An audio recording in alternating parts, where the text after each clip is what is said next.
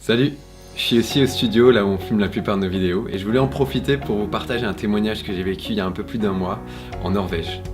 C'était dans une ville qui s'appelle Bergen et on est parti là avec quelques amis parce qu'on était invités chez un couple de Norvégiens qui avaient plus de 50 ans et qui avaient vraiment envie d'apprendre et d'être formés, d'être équipés pour vivre cette vie de disciple dans leur quotidien. Hey guys, a little update from Norway.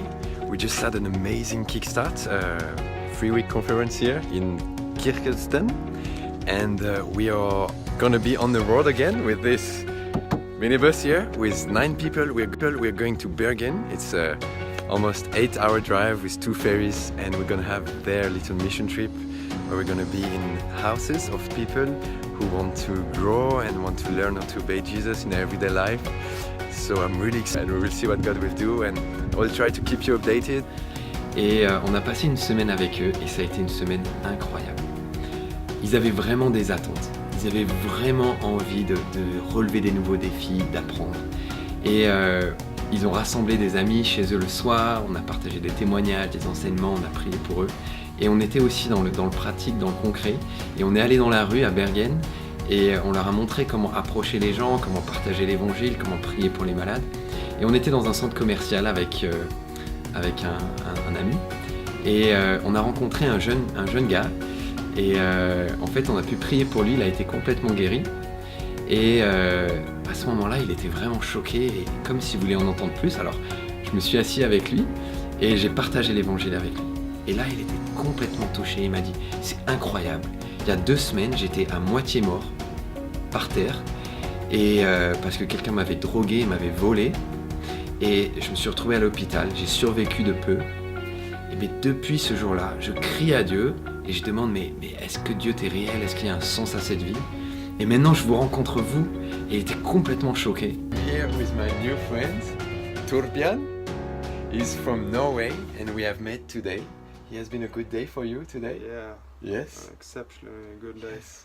He said, we have met on the mall and I prayed for your stomach. You had a sickness. Yeah. You couldn't eat things. I had a really bad stomach ache, Okay. and yes. it went away. And he went away, right? I And then never experienced anything. never like experienced no, something no, like no, that. No, no. That was powerful. And then we went and sit together. And then I share with you the gospel. Yeah. And you said that you had goosebumps everywhere when you heard, right? Yeah. And then he decided to join us. Took a leap of faith. Yes. And what happened tonight? I got baptized. And he started a new life. New life. Ce soir-là, on l'a amené chez nos amis et on l'a baptisé dans la baignoire. Et il a reçu le Saint-Esprit, il a commencé à parler en langue. Et c'était vraiment magnifique de voir qu'un jeune comme ça rencontré dans la rue, parce qu'on priait vraiment, on demandait à Dieu qu'il nous fasse rencontrer les personnes de paix que lui, il a déjà préparées. Et c'était vraiment cette personne de paix qu'on avait rencontrée. Et c'est arrivé plusieurs fois pendant cette semaine. Un autre moment, il y a une femme qui a vu que je parlais à des gens et qui m'a appelé, qui m'a dit hey, « viens, moi aussi, je suis intéressé, je veux entendre ce que tu dis. » Et après discuter avec elle, elle m'a dit « s'il vous plaît, est-ce que vous pouvez venir prier pour mon fils? Il est vraiment malade. » Et on est allé avec une petite équipe dont le mari de cette famille qui nous a accueillis en Norvège. Et on a pu prier pour ce jeune, on a pu partager l'évangile. Là, on a prié pour cette femme, cette mère qui a été délivrée, libérée de peur, de crainte qu'elle avait. Mais le plus beau dans tout ça, c'est qu'en fait, nous, quand on est partis après cette semaine, ce couple-là a continué. Et ils se sont mis en équipe avec d'autres personnes qu'on avait rencontrées, aussi d'autres chrétiens à Bergen. Et ils ont continué à vivre ça. Et ils ont continué ce travail avec cette famille chez qui on était allé, qui est une famille syrienne. Et après un peu plus d'1 mois, il y a 5 personnes qu'ils ont baptisées dans leur baignoire. On avait baptisé ensemble ce jeune. C'était le premier baptême qu'ils avaient eu de leur vie dans leur baignoire. Et ça fait 1 mois maintenant qu'on est parti. Ils en ont baptisé 5 pendant qu'on n'était même pas là. Donc c'est vraiment quelque chose qui les a lancés.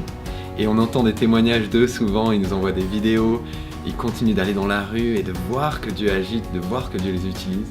Et pour moi, j'étais là à me dire, mais il n'y a pas de plus grande joie que d'être juste là où Dieu veut que tu sois et de pouvoir investir, de pouvoir partager ce que j'ai vécu, de pouvoir aussi apprendre d'eux et de voir qu'en partant, c'est du fruit qui continue, c'est du fruit qui produit d'autres fruits. Alors voilà, je voulais juste vous encourager avec ce témoignage et vous dire que aussi peut-être là où vous êtes, si c'est quelque chose que vous avez à cœur, de relever de nouveaux défis avec Dieu, de sortir de vos zones de confort, de vivre cette vie de disciple qu'on lit dans le livre des Actes aussi. Il n'y a pas besoin d'être missionnaire à plein temps forcément, mais c'est quelque chose qu'on peut vivre dans notre vie de tous les jours. Mais il y a peut-être besoin de quelqu'un qui a fait ça avant et qui peut juste vous mettre en confiance et vous accompagner là-dedans. Et bien sûr, il y a tellement de choses à apprendre encore et moi je réalise qu'il y a encore tellement à découvrir avec Dieu. Mais si ça vous intéresserait que je vienne moi avec une petite équipe d'autres amis à moi puisse venir vous partager ces choses, ce vécu et vivre ça avec vous concrètement, n'hésitez pas à me tenir au courant. Ciao!